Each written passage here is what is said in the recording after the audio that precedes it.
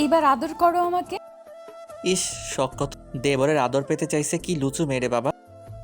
দেখো পিচ্চি বর, তুমি কিন্তু আগে আমার দেবর ছিলে আর এখন আমার বর। কিন্তু আমি তো আপনাকে দুদিন আগেও ভাবি বলে ডেকেছি। তাহলে এখন বিয়ে করে কি করে বউ বলে মেনে নিব বলেন? আমিও তো কিছু জানি না তুমি আমাকে ভালোবাসবে, আদর করবে না, ব্যাস। আমি এত কিছু জানতে চাই না। তুমি আমাকে আজকে অনেক আদর দিবে, যেটা আমি সারা জীবন আমার বরের থেকে চেয়ে এসেছি। কিন্তু আমি তো আপনাকে ভালোবাসি না, তাহলে এসব উল্টোপাল্টা কাজ কেন করতে যাব আপনার সাথে? বারবার উল্টাপাল্টা কোনটাকে বলছো? হ্যাঁ, তাছাড়া স্বামী স্ত্রীর মাঝে এগুলো স্বাভাবিক। তাহলে তুমি এইসবকে উল্টাপাল্টা কেন বলতেছো? দেখেন ভাবি, আমি অত কিছু জানি না, আমি পারবো না, ব্যাস। ওইটাকে উল্টাপাল্টা বলেন না, কি বলে আমি জানি। মানুষ এগুলো কিভাবে করে, সি সি, বাজে পচামে কোথাকার। ওগুলো করতে নেই, আপনি জানেন না। এত নাট শিটকানোর কিছুই নেই। তোমাকে কাছে আসতে বলতেছি, আসো আর আমাকে আদর করো। হ্যাঁ, তুমি তো অনেক রোমান্টিক, আমি সেটা খুব ভালো করেই জানি সোনা বর। আপনাকে কে বললো আমি রোমান্টিক? আমি একটু রোমান্টিক না। আমি একটা বাজে পচা ছেলে। আপনি তো জানতেন, তাহলে আপনি আমাকে বিয়ে করলেন কেন? কারণ আমি তোমাকে ভালোবাসি, ভালোবেসে বিয়ে করেছি। তাহলে তোমার থেকে আদর চাইবো না কেন? আর আমি খুব ভালো করে জানি তুমি আমার থেকে দূরে যাওয়ার জন্য, আমাকে আদর না করার জন্য এসব বলছো, তাই না বর? তুমি আমাকে দেখে ভয় পাইতেছো, এই জন্য আমাকে দূরে সরিয়ে দিতে এসব উল্টাপাল্টা কথা বলতেছো, তাই না? এসব বলে কোনো লাভ হবে না। তোমাকে আদর দিতে বলেছি, তুমি এখনই আমাকে অনেক বেশি আদর দিবে, অনেক বেশি ভালোবাসবে। যদি সেটা না করো তাহলে কিন্তু আমি কান্না করে দিব।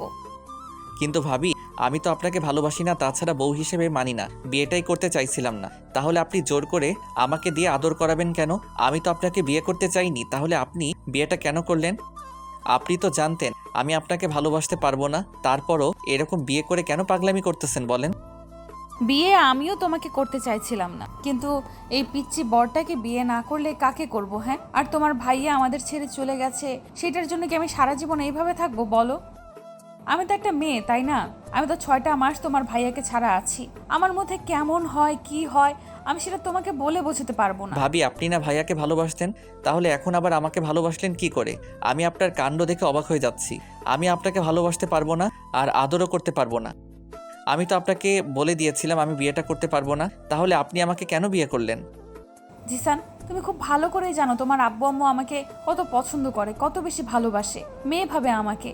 যবে থেকে বাসায় এসেছি ওরা আমাকে এত বেশি ভালোবাসা দিয়েছে, যার জন্য ওদের ছেড়ে আমি যেতে পারিনি। আমি চলে যেতে চেয়েছিলাম, কিন্তু আব্বু আম্মু আমাকে বলেছিল ওদের যদি ছেড়ে যায় তাহলে ওরা নিঃস্ব হয়ে যাবে।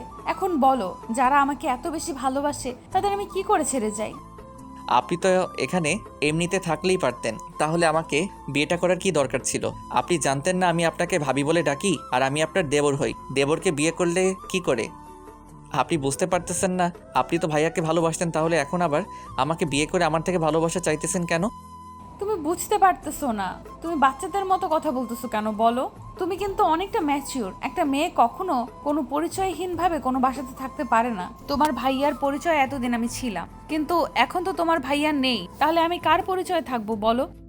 তুমি যদি আমার জায়গায় থাকতে তাহলে তো আমাকে ছেড়ে কখনো যেতে পারতে না। আমি অনেক ভেবেছি, পুরো একটা মাস তোমাকে নিয়ে ভেবেছি, আর বুঝতে পেরেছি যে তুমি যতটুকু আমাকে জানো, আমি যতটুকু তোমাকে চিনি, অন্য কেউ জানতে বা চিনতে পারবে না। আর আমি জানি তুমি আমাকে অনেক বেশি হ্যাপি রাখবে, রাখবে না পিচ্ছি বর? ওই জন্যই আমি তোমার থেকে আদর চাইছি। আমি জানি আজকে তুমি আমাকে আদর দিলে পরবর্তীতে আর আমার থেকে দূরে যেতে পারবে না। ওই জন্য তোমাকে ভালোবাসতে বলতেছি। প্লিজ সোনা, একটু একটু কাছে আসো, আদর করো আমাকে।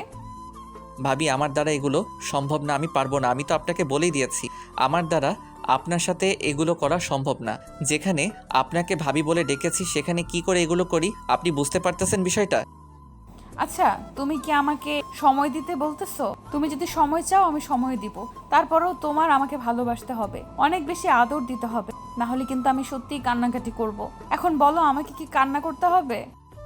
দেখেন ভাবি, আপনি আমার থেকে সময় নিয়ে কিংবা আমাকে সময় দিয়ে ভালোবাসা শেখাতে পারবেন না, পাবেন না। তাই আমার জন্য কখনো অপেক্ষা করে থাকবেন না। আমি আপনাকে শিওরিটি দিতে পারতেছি না আমি আপনাকে কখনো ভালোবাসতে পারবো।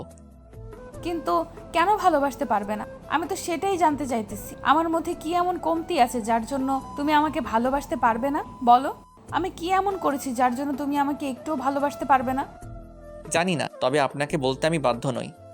তোমার গার্লফ্রেন্ড আছে, তুমি তাকে অনেক বেশি ভালোবাসো, তাকে ছাড়া থাকতে পারবে না বলো আমাকে? জিসান ঝামেলায় পড়ে গেল মনে হয়। যেখানে এই মেয়েটাকে দুদিন আগেও ভাবি বলে ডেকে এসেছে, সেখানে ওকে বিয়ে করে কিভাবে স্ত্রীর অধিকার দিবে। ইভেন বিয়েটাইও করতে চাচ্ছিল না, কিন্তু আব্বু আম্মু এমন করে রিকোয়েস্ট করলো, যার জন্য বিয়েটা না করে থাকতে পারলো না।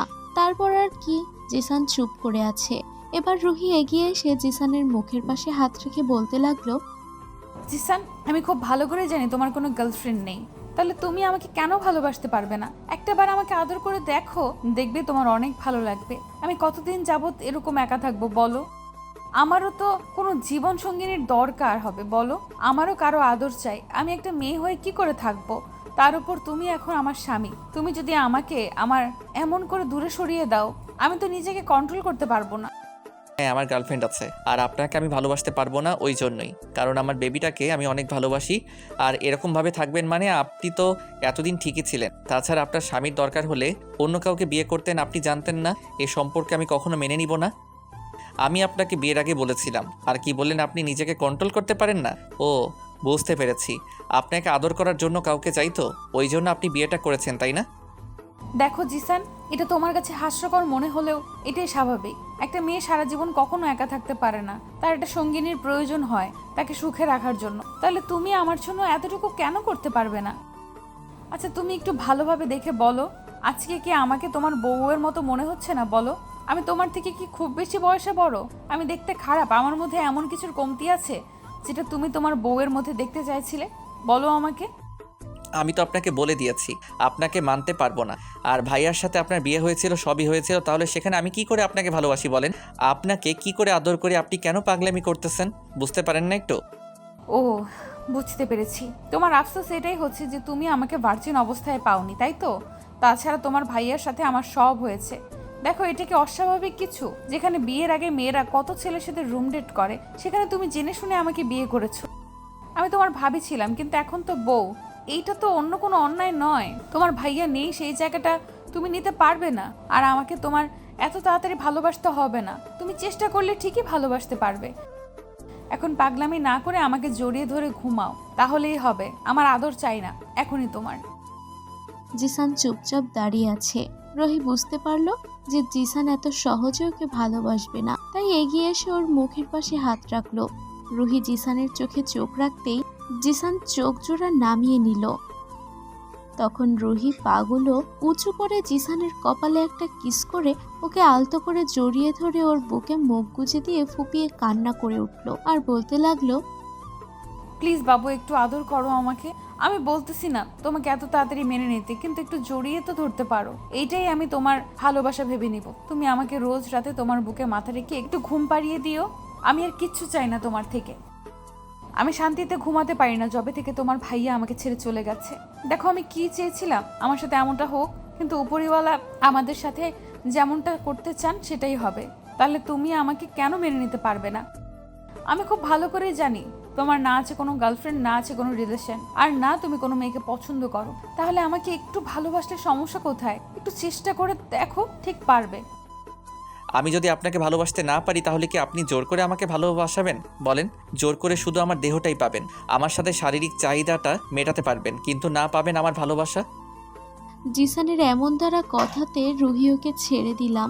তারপর ওর থেকে কিছুটা দূরে গিয়ে ফুপিয়ে কান্না শুরু করে দিল আর বলতে লাগলো, সামান্য এই কথাগুলো তুমি এতটা সিরিয়াস ভাবে নিয়েছো?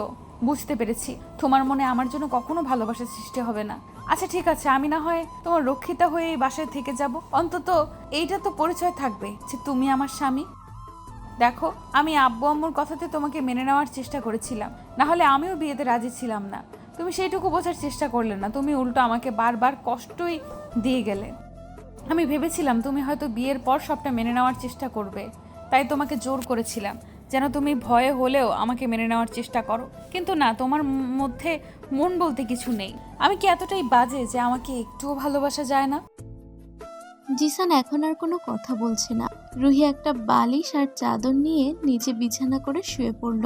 জিসান কিছু বলতে যাবে তার আগেই ও বলতে লাগলো, এখন অন্তত বলো না তোমার সাথে বিছানায় শুতে।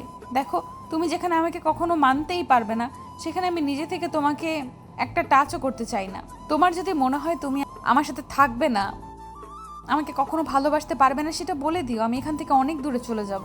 কারণ বাসায় চলে গেলে তোমার আব্বু আম্মু জোর করে আবার আমাকে এই বাসায় নিয়ে আসবে, আর আমি ওদের কথা কখনোই ফেলতে পারবো না, তাই এখান থেকে অনেক দূরে চলে যাব। বিয়ের পর থেকেই রুহি অনেক বেশি আপসেট ছিল। পুরো 6টা মাস কেটে গেল জিসানকে ভালোবাসাটা বোঝাতে। তারপর জিসান ওকে মেনে নিচ্ছিল না। জিসান জানে না রুহিকে কেন ভালোবাসতে পারছে না। এর মাঝেই জিসানের ফ্রেন্ডরা ওকে বারবার বলেছে রুহিকে মেনে নিতে। আর রুহি দেখতে সুন্দর না, জিসান ওকে পছন্দ করে না তেমন নয়। রুহি মারাত্মক লেভেলের সুন্দরী একটা মেয়ে, যার জন্য জিসানের ভাইয়া প্রথম দেখাতে ওর প্রেমে পড়ে গিয়েছিল। আর বিয়ে হবার পর থেকেই জিসান প্রত্যেক রাতে ঘুমন্ত রুহির মায়াবী মুখের দিকে তাকিয়ে থাকতো। খেয়াল করতো রুহির মধ্যে অদ্ভুত এক মায়া আছে। বারবার মনে হতো ওখানে আদর করে দিতে, কিন্তু কোনো এক বাধার কারণেও কাছে যেতে পারতো না। জিসান বিয়ের কিছুদিন পর থেকে বুঝতে পারে রুহি প্রত্যেক রাতে তাহাজ্জুদের নামাজ পড়ে ওর জন্য কান্নাকাটি করে, ওকে আপন করে পেতে চায়। জিসান রুহিকে মেনে নিচ্ছে না, তাই রুহি এখন মনের দিক থেকে অনেক ভেঙে পড়েছে। সবসময় কেমন কান্না করে।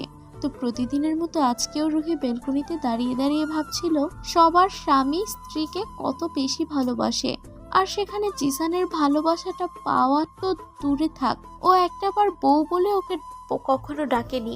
এখনো জিসান রুহিকে আপনি করেই ডাকে। রুহি ভাবছিল আর কান্না করছিল। এই বিষয়টা আম্মু দেখে ফেলে, আর ওরা খুব ভালো করে জানে জিসান আর রুহির মাঝে কেমন সম্পর্ক। তাই আম্মু এই বিষয়টা জিসানকে অনেকক্ষণ বোঝালো। তো জিসান রুমে এসে ফ্রেশ হয়ে তারপর কিছুক্ষণ ভেবে ব্যালকনিতে গিয়ে দেখে রুহি কান্না করছে। জিসান সব ভাবনাকে দূর করে রুহিকে পেছন থেকে জড়িয়ে ধরলো। ওর এরকম কর্মকাণ্ডে রুহি অনেকটা হচকচিয়ে যায়, আর ওকে ছাড়িয়ে নিয়ে বলতে শুরু করে, জিসান তুমি? কেন, অন্য কাউকে আশা করেছিলেন বুঝি?